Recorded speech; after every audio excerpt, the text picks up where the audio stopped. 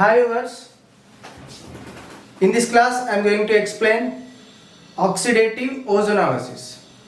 In previous class already we discussed reductive ozonolysis of alkene.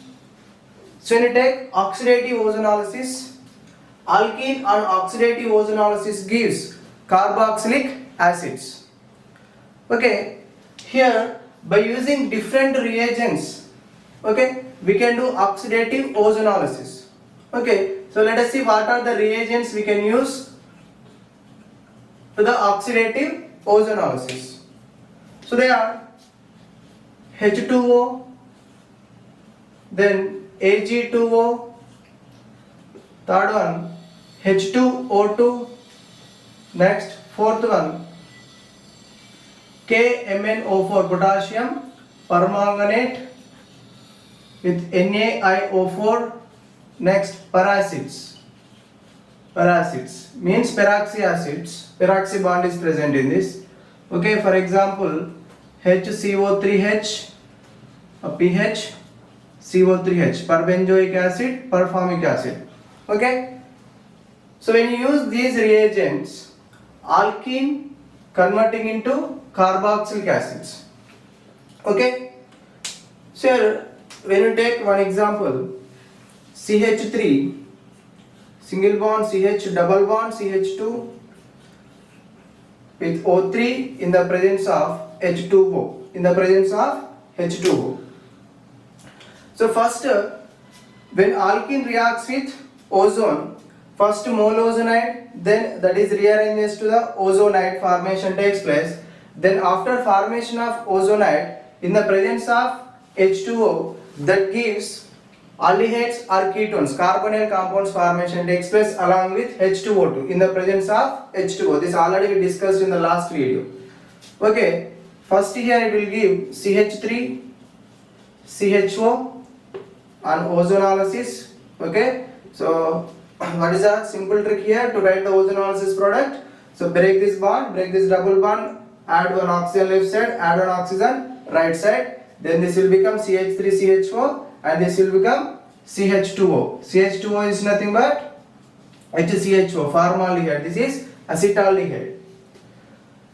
Plus H2O2 also formation takes place.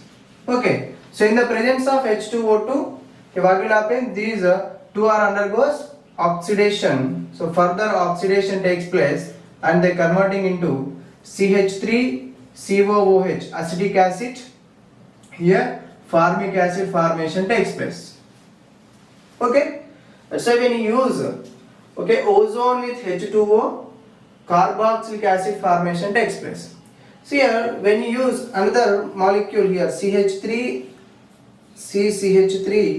double bond CH3 and ozonolysis with H2O. So initially here ketones formation takes place when you do the ozonolysis. Okay, CH3 C double bond O CH3 plus here one oxygen, then it will give CH3 CHO plus H2O2 formation takes place. So this is the first process. Then here H2O2 is a mild oxidizing agent, that's why it oxidizes only aldehydes but not ketones. CH3 COOH, acetic acid formation takes place. This ketone is not oxidized by these reagents. Okay, that means here when you do the oxidative ozonolysis of alkene, okay, along with carboxylic acid, ketone formation also takes place. So that is based on the groups, okay, bonded to the double bonded carbons. So in double bonded carbon with two alkyl groups, ketone formation only takes place, that will not undergo further oxidation. So in aldehyde formation takes place, that aldehyde converting into the carboxylic acids. Clear? Let us see some examples of oxidative ozonolysis. So when you take alkene on ozonolysis with Ag2O, oxidative ozonolysis takes place, then formation of carboxylic acid takes place. Okay, here these two carbons without any alkyl group. That's why breakage takes place between these two carbons. Okay, then this change it to HCOOH, formic acid, and this CH2 also change it to HCOOH on oxidative ozonolysis. Okay, let us see next example. So in this case, double bonded carbons with alkyl groups. So this is on oxidative ozonolysis in the presence of H2O2. Yes, one breakage takes place here when double bonded carbon with two alkyl groups, then that will form ketones. CH3, C double bond O, CH3 plus CH3, C double bond O, CH3. So 2 moles of ketone formation takes place. Okay? On oxidative ozonolysis, if alkene contain alkyl groups on double bonded carbon, each double bonded carbon with alkyl groups, that's why that will converting into the ketone. So here further oxidation not takes place, ketone does not change into the carboxylic acids. Okay, so let us see next example. Here two double bonds are there. So when you do the oxidative ozonolysis for this example, two double bonds breakage takes place and converting into carboxylic acids. Okay, so totally here 3 products formation takes place. Okay, so here CH3 COOH, CH3 COOH is the one product. CH3 COOH, here one breakage, that's why this will converting into COOH, and this carbon converting into COOH, okay, single bond. Next CH is there, here also bond breakage takes place, that's why this is also converting into COOH, plus this CH2 converting into HCOOH, formic acid formation takes place. Okay, here this is acetic acid, this is oxalic acid, this is formic acid. So if you take this example, here oxidative ozonolysis takes place in the presence of KMnO4 and sodium periodate. Okay, here also 2 double bonds are present. So 2 double bonds breakage takes place on oxidative ozonolysis. Then here this carbon with 2 alkyl groups, that's why it converts into the ketone. CH3 C double bond O, CH3 plus, so here breakage takes place, this carbon change it to COOH, here breakage takes place, this carbon change it to COOH, COOH single bond COOH, COOH single bond COOH, plus here this converting into CH3 COOH, CH3 COOH.